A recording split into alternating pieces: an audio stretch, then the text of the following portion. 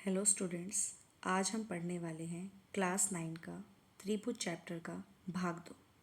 इससे पहले भाग में हम त्रिभुज के बारे में पढ़ चुके हैं जो भुजाओं के आधार पर थे, और आज हम करेंगे जो कोणों के आधार पर हैं।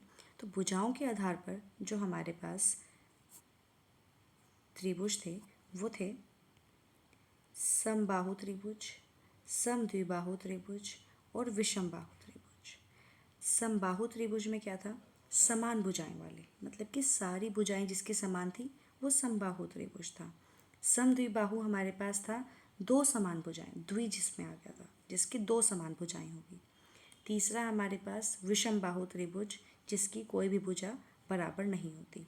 इन तीनों त्रिभुजों के बारे में हम सीख चुके हैं जो कि भुजाओं के आधार पर थे। आज हम सीखेंगे जो कोणों के आधार पर है। अब कोण कैसे? जो हम छठे चैप्टर मतलब इससे पहले वाला जो चैप्टर था जो कि रेखाएं और कोण था, उसमें हम सीख चुके थे कि न्यून कोण क्या होते हैं, समकोण क्या होते हैं और अधिक कोण क्या होते हैं, और उनसे बनने वाले जो त्रिभुज हैं उसके बारे में हम आज सीखेंगे। ये तीन शुरू करते हैं। सबसे पहला हमारे पास है न्यून कोण त्रिभुज। न्यून कोण से ही पता चल रहा है कि न्यून कोण वो कोण होते हैं जो कि 0 डिग्री से तो बड़े होते हैं लेकिन 90 डिग्री से छोटे होते हैं। 0 डिग्री से बड़े और 90 डिग्री से छोटे, ये हमारे पास न्यून कोण थे। लेकिन इनसे बनने वाला त्रिभुज जो है वो कैसा होता है, जो कि नीचे मैंने आकृति भी दी हुई है, ये जिसके हमारे पास सारे ही कोण न्यून कोण होते हैं। कि न्यून कोण त्रिभुज, जिसको एक्यूट एंगल भी कहा जाता है, एक्यूट ट्रायंगल, एक्यूट एंगल, वैसे तो इसको पूरा कंप्लीट इस तरीके से लिखा जाता है, एक्यूट एंगल्ड ट्रायंगल, ये बोला जाता है। अब एक्यूट एंगल ट्रायंगल जो है न्यून कोण त्रिभुज उसको कहा जाता है जिसके तीनों कोण न्यून कोण मतलब कि 90 डिग्री से कम हो। जिसके तीनों ही कोण 90 डिग्री से कम होते हैं वो हमारे पास न्यून कोण त्रिभुज एक्यूट एंगल ट्रायंगल कहलाता है। ये चीज़ इसमें ध्यान रखनी है कि तीनों ही कोण इसके न्यून कोण होते हैं, क्योंकि ये अभी नेक्स्ट जब हम करेंगे उसमें समझ में आएगा क्यों कि ये जो है तीनों ही कोण इसमें न्यून कोण है। ये ध्यान रखना है इसमें। ये नहीं है कि एक कोण अगर न्यून कोण है तो वो न्यून कोण त्रिभुज हो गया, नहीं, तीनों ही कोण 90 डिग्री से कम के होने चाहिए। जैसे कि इसमें है 30, 88 और 70, चाहे 89 ही क्यों ना हो, वो भी हमारे पास क्या है, न्यून कोण ही है। उससे बनने वाले जो त्रिभुज हो गए वो हमारे पास क्या होंगे, न्यून कोण त्रिभुज एक्यूट एंगल ट्रायंगल। ठीक है, आगे बढ़ते हैं। ये तो था न्यून कोण त्रिभुज। इसके नेक्स्ट हमारे पास है समकोण त्रिभुज। समबाहु त्रिभुज हमने किया था, अब ये है समकोण त्रिभुज। दोनों में फ़र्क है। समबाहु मतलब कि समान भुजाएं, यहाँ समकोण की बात हो रही है। समकोण हमारे पास क्या होता है, जो कोण 90 डिग्री का होता है, जो हमने किया था पहले भी कि ये हमारे पास 90 डिग्री का कोई भी एक कोण 90 डिग्री का होगा। अगर ऑब्वियसली अगर ये 90 डिग्री का है तो अदर जो तो कोण होंगे वो न्यून कोण ही होंगे, क्योंकि ये 90 डिग्री का हो गया और तीनों कोणों का योग 180 डिग्री होता है। जब तीनों कोणों का योग 180 डिग्री होता है, जो उनको हम इसमें से 90 तो यहाँ चला गया तो 90 बचा। अब 90 को मैं दो कोणों में बांटूंगी तो कहीं ना कहीं मतलब कि अगर मैं एक को 89 भी लेती हूँ तो वैसे दूसरा 1 ही बचेगा, है ना।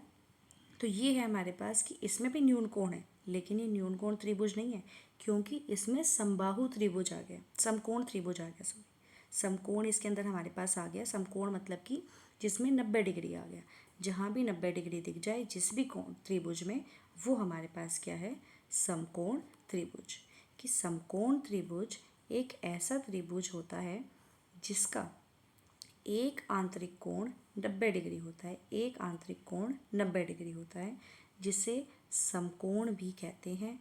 इस समकोण त्रिभुज की 3 भुजाएं होती हैं, जिसमें हमारे पास ये सबसे इम्पोर्टेंट है, इसमें ध्यान देना कि ये हमारे पास क्या है कि इसकी जो है इस समकोण में 3 भुजाएं होती हैं जिनका अलग अलग नाम भी है, जिसको हम कहेंगे, जैसे कि ये सबसे लंबी भुजा AC जो है हमारे पास समकोण की सबसे लंबी भुजा जिसको हम बोलते हैं कर्ण, और इंग्लिश में इसको हम बोलते हैं हाइपोटेन्यूज।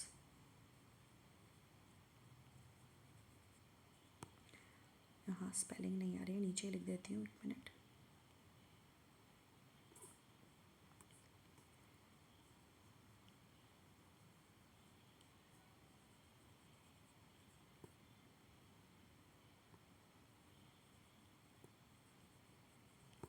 हाइपोटेन्यूज ये होती है कर्ण। जो हमारे पास हमेशा 90 डिग्री के सामने वाली जो भुजा होगी वही होगी। 90 डिग्री के सामने वाली जो भुजा होती है वो कर्ण होती है, और हाइपोटेन्यूज होती है हर समकोण में। और समकोण को हम बोलते हैं, समकोण को हम राइट एंगल ट्रायंगल भी बोलते हैं। Right angled triangle. Right angle triangle मतलब कि राइट एंगल जो 90 डिग्री का होता है, जिसको हम समकोण भी कहते हैं, तो वही हमारे पास राइट एंगल ट्रायंगल होता है जिसमें 90 डिग्री होता है। और 90 डिग्री के सामने वाली जो भुजा होती है वो समकोण त्रिभुज की सबसे लंबी भुजा होती है। सबसे लंबी भुजा।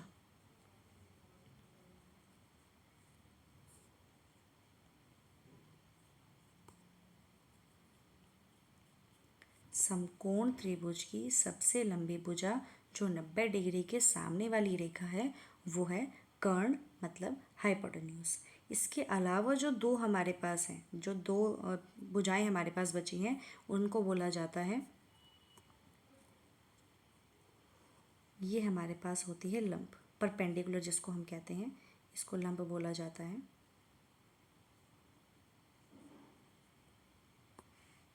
और ये वाली जो भुजा होती है इसको बोलते हैं आधार, मतलब बेस। ये हमारे पास आधार है और ये हमारे पास लंब है।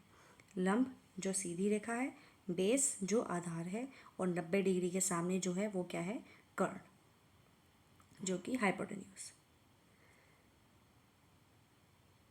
सबसे पहले इसी को रीड कर लेते हैं। जो कि तीन भुजाएं हमारे पास होती हैं, तीन भुजाएं हमारे पास होती हैं, जिसमें हमारे पास जो कर्ण जो है, जो समकोण के सामने वाली सबसे लंबी भुजा होती है, जिसके बारे में मैंने ये बताया। आधार और लंब जो समकोण बनाती है। देखो ये लंब और ये आधार, ये मिलके क्या बना रहे हैं, यहाँ समकोण बना रहे हैं। आगे बढ़ते हैं इसके नेक्स्ट पे, जो कि है अधिक कोण त्रिभुज। अब अधिक कोण के बारे में हमने पढ़ा था। अधिक कोण कौन से होते हैं, मतलब कि ऑब्ट्यूज एंगल ट्रायंगल भी जिसको हम बोलते हैं।